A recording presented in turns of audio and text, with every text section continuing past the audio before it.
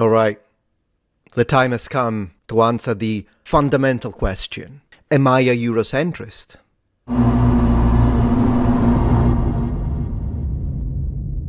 Hey noble ones, welcome back to my channel as always. Here is the Metatron, your host, and today we're going to tackle another controversial topic. Because it's not like I talk about cats and lemmings on this channel, do I?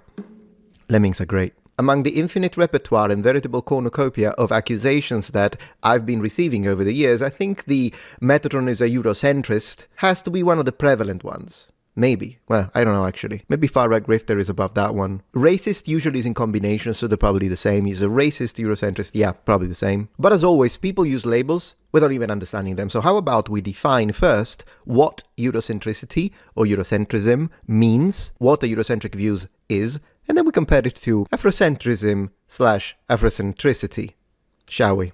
I think there are, generally speaking, two ways to give a definition when it comes to these terms. You could underline that if someone is Eurocentric or Afrocentric, they center their interests in either Europe and its history, culture and lineage, or in Africa with its culture and history. And if we left it at that, I would absolutely say, yes, I'm Eurocentrist. So what? I'm a European. I love European history. It's my favorite ever. Doesn't mean I'm not interested in other studies or in other areas and aspects of the world and its culture and history. Of course I am. But if I had to pick one, this is my shit. Okay? This is my shit. And ancient Rome. And ancient Greece. And of course, there is nothing wrong with that. Likewise, if you instead are Afrocentric, in the sense that you have a preferential interest in African history, culture, and whatever the heck, and that's what you like, great, good for you. Doesn't matter. It's fine. Having established that, what do people actually mean when they say Eurocentric and Afrocentric? Well, there is definitely another set of interpretations, some of which are so biased and unequal that it will make you want to take your computer and throw it out the window. Don't do that though. Don't do it. Now we're going to look at several definitions. Let's have a look at AI overview very quickly. Then we'll actually ask ChatGPT and it will make you go mad. But anyways, Eurocentrism is a worldview that places European culture, history and values at the center of importance, often assuming their superiority and marginalizing other perspectives.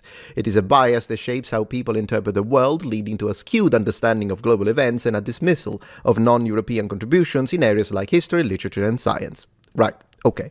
Now, I'm not going to deny that there are some people that absolutely have this kind of approach to their, shall we say, Eurocentricity. If this was going to be fair, the system, AI, would also notice that this exact thing happens with some Afrocentrists too.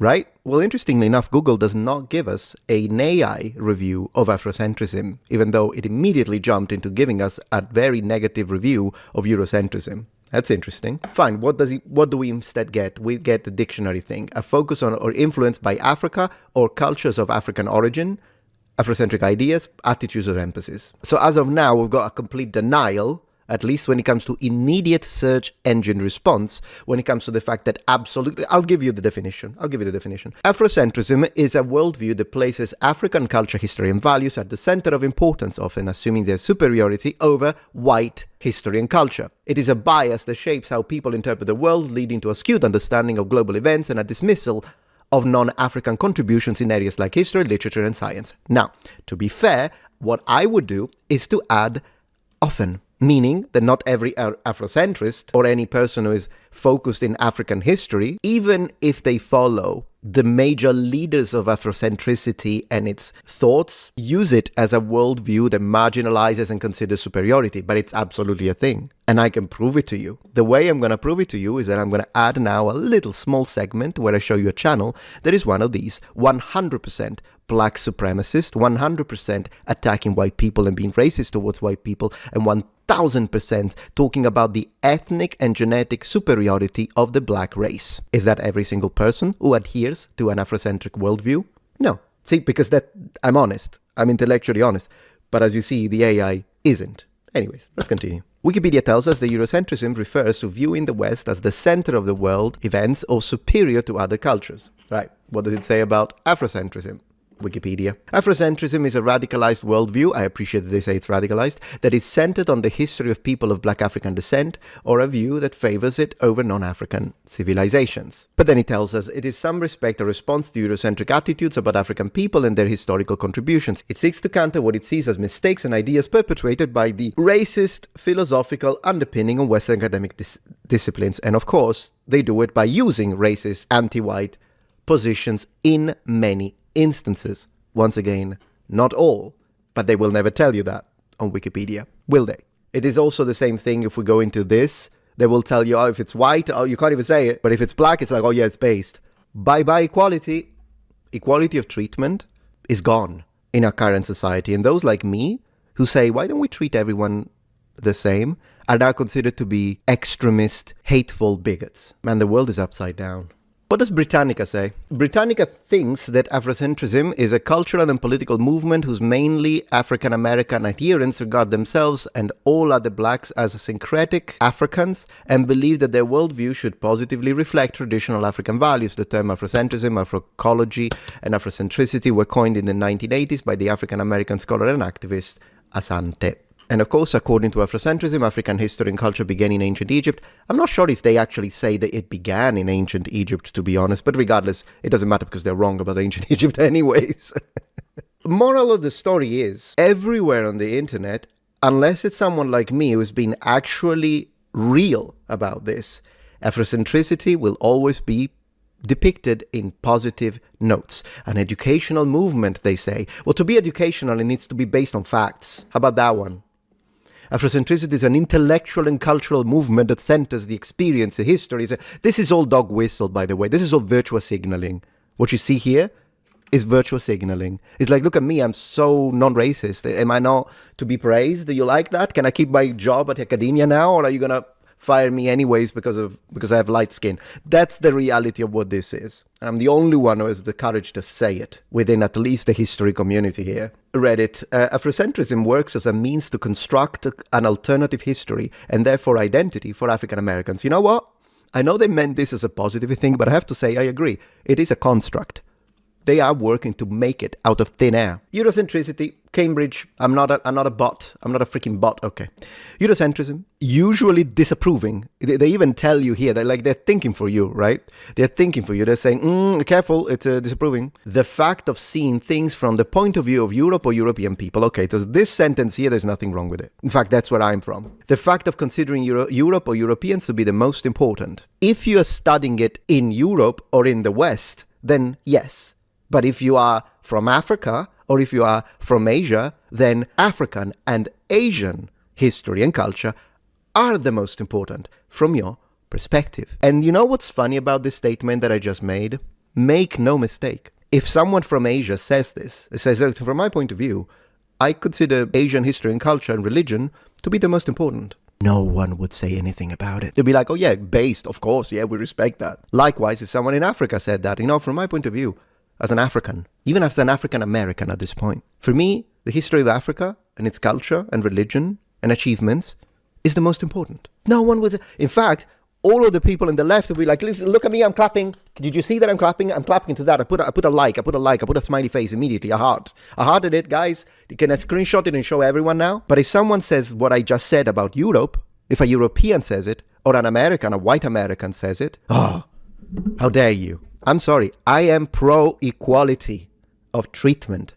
In fact, no, I'm not sorry. If an Asian can do it and an African can do it, so can a European, so can a white American. Nothing wrong with it. If you appreciate my content so far and wish to help ensure my ability to continue to tell it how it is, regardless of any possible backlash, please support this channel on Patreon. Any support helps me and my team of academics keep the channel strong and gives us the means to fight back against the political rewriting of history. Stand with us. Form the wall, defend the truth.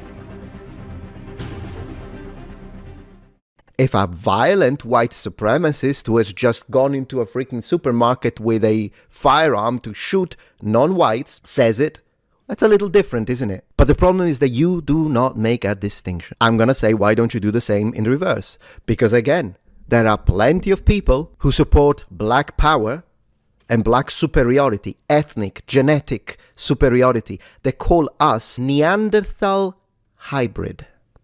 That's what they use against me. Why aren't you looking at those specific instances and then call the entirety of Afrocentricity awful? You don't. Yet that's exactly what you do with Eurocentricity and the idea of having specific personal interest and preference for European values, European history, European culture, European languages. You don't do that, do you? Because it's based on hatred towards white people. Of all the non-white people that I've met in my entire life, and I lived on 3 different continents, spending years traveling the world and learning languages and cultures, the only anti-white that I've ever met were online. I'm just going to say it. Now, it's also possible that it's because people are very keyboard warrior, but then they're not going to tell you to the face because they're cowards. But a lot of the time you can tell. Do you think in Japan I was mistreated because I wasn't Asian? Never happened. I was there for 4 years. And every time I've interacted with Africans or African Americans, it was great. Never had a problem. They were great to me. I was great to them. We didn't care. It was fine. So already it is an online phenomenon. Even though, of course, there are people who are non-whites and absolutely loathe white people. And oftentimes they are in position of academic authority, or they have YouTube channels. Yes, they exist. They are disgusting, by the way. They are disgusting anti-white racists. I'm starting to think that there is a big chunk of anti-white sentiment that comes from white people. And I'm talking about radical progressives. They've been brainwashed into, you gotta hate yourself. And in my experience, a lot of those look like blue-haired, white, relatively young women. Now, have I seen an actual data analysis with statistical No. Okay, so I need to look. I can't say it as confidently as I would if I actually had chance to and access to data analysis. Take it as a personal experience. A lot of the people that hate white people are white people. And then there are the anti-white racists who are not white, and a lot of those gravitate towards Afrocentricity. It's a fact. And choosing to selectively deny this fact doesn't make you tolerant. It makes you blind at this point. Or in denial, whichever you prefer. Questions of race, colonialism, Eurocentrism, most prominent in cultural studies. Yeah, right now they are. Absolutely they are now. Racism, this and that. Okay, great. So basically you're asking, unbelievable. Cambridge Dictionary. When I ask for a definition, you need to give me a definition, not a propaganda article against the West. It's easy to fall into the trap of Eurocentrism when devising a curriculum is the example phrase. The other example phrase, can we be sure our attitude to these children is not influenced by racism and Eurocentrism? No, it's not. Not in schools in the UK anyways, Cambridge. It's the other way around. People, look at the mental manipulation of the freaky. I hadn't even seen this. This is incredible. People assume we should attack Eurocentrism, and he wants to defend it. Shame. Shame. What a clown world. Who wrote this article? Cambridge, what do you think of Afrocentrism? Afrocentrism, an educational movement, a set of aims and ideas, doesn't tell you whether it's positive or negative, that gives central importance to the culture and history of African people from Africa. Proponents of Afrocentrism say that the contributions of black African people have been downplayed or disrebranded, so it's just pushing their position, colonialism, slavery, they were African-inspired prints and express, okay. So let's see the examples, guys. This is amazing. What a video. Example. At that time, the civil rights movement was brewing and notions of Afrocentrism were just gaining currency. Afrocentrism is an approach to the study of world history that focuses on the history of people of recent African descent. Afrocentrism seeks to correct what it sees as mistakes and ideas perpetrated by the racist philosophical underpinnings of Western academic disciplines. I don't know if I can do this, guys. It's really messing with my mind. And the problem is that if I don't do it, there isn't a single history-focused channel there's going to do this, at least in the community that I watch. I'm sure there is someone who does this, but who does it? This is why I have become the nemesis of the Afrocentric community. This is why Afrocentrists have threatened me, attacked me, insulted me, berated me, debunked me, attacked me, my family, my everything. When my mother died, they were laughing in the comments together with the leftists, that is, radical leftists. I always underline, because I know there are normal people that are just left in the sense of their economic policies or social ideas, but you're decent and you're fans of the channel, fans of me, and I appreciate you. But the radicals? I'm sorry, no, I don't appreciate people that laugh at my mother's death for politics. Or because I dare to civilly and politely attack the arguments of a movement that we are told is so positive and good. Well, if it was, why do they have to attack me directly then? If all I'm doing is challenging their ideas, as any good academic should. I welcome it. when people attack my positions or the positions of my team of academics. That made your blood boil, didn't it? Redditor who hate watches my content. We want it to be challenged. We don't get offended because you challenge our ideas. I do find it disconcerting when people attack me directly, calling me a racist because of it. I challenge that everyone. I mean, let's remember that some of my intellectual opponents on the Afrocentric side make statements such as 100% of Egyptians were black. 100%. It's unbelievable, but they do. And then they twist my words, because on my videos, I say Egypt was an African civilization, and then I explain how the ethnic makeup of that civilization and the average phenotypic trait was, what it looked like. And I make a strong differentiation between the people of the Delta, minority black, and the people closer to the Kingdom of Kush and those borders where a higher percentage of black individuals who were still Egyptian nationals, if you want to use the word national in a modern sense, but you know what I mean. They were still Egyptians because they were born in Egypt, but there was a higher percentage of black people in that area. But the Delta, absolutely not. Olive skin, non-black, is the majority. How's that translated by my haters in the Afrocentric community? Metatron said Egypt was a Mediterranean civilization, or even European, some say, or Metatron said the ancient Egyptians were all white, which I never said. Sure, there were some settlers from Greece, particularly during the later period, and they would have been Egyptians after a generation or two. Obviously, there is a minute component there. But I never said the ancient Egyptians were freaking Nordics with blue eyes and blonde hair. But that's what they say. Okay, I say that there is a huge Asiatic component. They were olive-skinned in the majority, but some were black. Well, definitely Cleopatra was white, and her entire family, which is a fact. But then again, Netflix documentary, she's black. But I'm the liar, right? I'm the one who got debunked. He said this and instantly regretted it. I love it when they make those titles. I regret nothing. If you see a title that says Metron said this and instantly regretted it, I regret nothing. 2,000 videos posted. I regret nothing. He shifted emphasis away from gangsta nihilism towards the light of Afrocentrism, self-love, and an undefined hip-hop culture. Absolute clowns. Cambridge Dictionary, whoever you employed to write this, clowns. And this is serious academia these days. The light of Afrocentrism, guys. The light. Also, why did you iPhonate it at this point? Unbelievable. So anyways, I'm going to say, yeah, I center my studies and my views and my interests primarily in Europe because that's what I like. I love European culture. I love European history, and I'm proud of being European. Sue me.